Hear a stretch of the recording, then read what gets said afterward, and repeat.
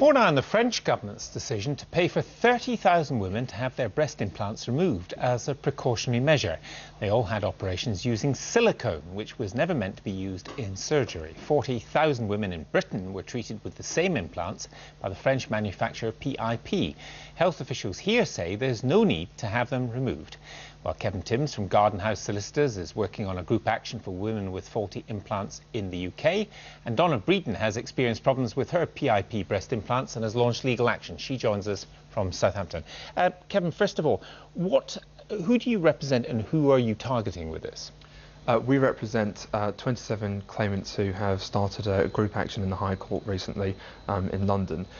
Their claims are against a number of private cosmetic surgery clinics throughout the country in respect of what we're saying is a breach of contract for supplying a breast implant of unsatisfactory quality. Right, but this doesn't involve the government or the NHS in any way to get them to do what the French government appear to be willing to do. In other words, they're out of it. No, unfortunately, there's no specific contractual arrangements with the government or the NHS, so there doesn't appear at this point in stage any legal action against them. Because this was a private thing between private individuals. Indeed, right. Yes. Let me bring in Donna now. And what problems have you, if any, have you been experiencing?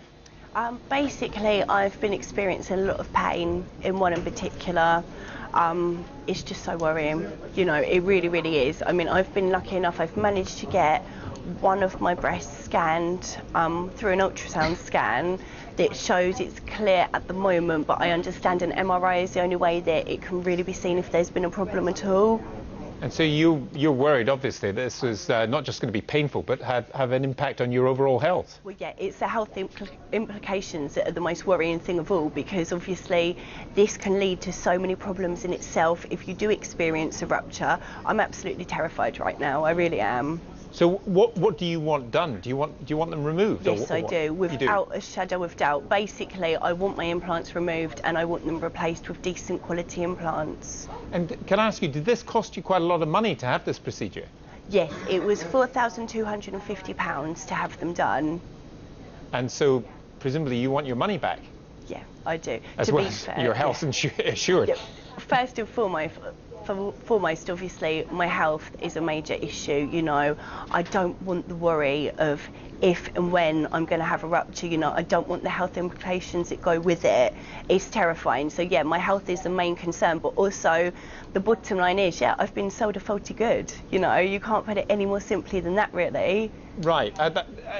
The health secretary here today said that whatever the French government are doing, in terms of the health implications, he's got no information to suggest there's anything particularly problematic here. You obviously don't quite agree with that. I don't agree with that at all. I mean, the bottom line is these implants were recalled, first and foremost. You know, they're a recalled product. How on earth they can say there's not a problem when they've been recalled and they're now banned to be used is beyond me. You know, that is absolutely ridiculous. It is me and 50,000 other women. Our health is at stake here. I mean, I don't see how they can't understand how important this is to get it sorted out, quite honestly. Kevin, in terms of the legality of this and the way you proceed, is this the same as any other kind of contract? In other words, if Donna had bought a faulty car or any other goods, is it exactly the same, leaving aside the health implications? In terms of the basic principle, yes, I use an analogy of buying a coffee mug from a supermarket. If the handle breaks off, you take it back to the supermarket and expect a refund or a replacement. If that coffee mug had hot coffee in it and it broke and scalded you, you'd be entitled to the other loss that you sustained, which is personal injuries as well. Although the principle is very simple, obviously it's not that simple in practical terms. Exactly, and also just listening to Donna there, presumably the women that you've been in touch with or who've been in touch with you are also very concerned about their health, despite the assurances of others, including the health secretary. They're very concerned about their health.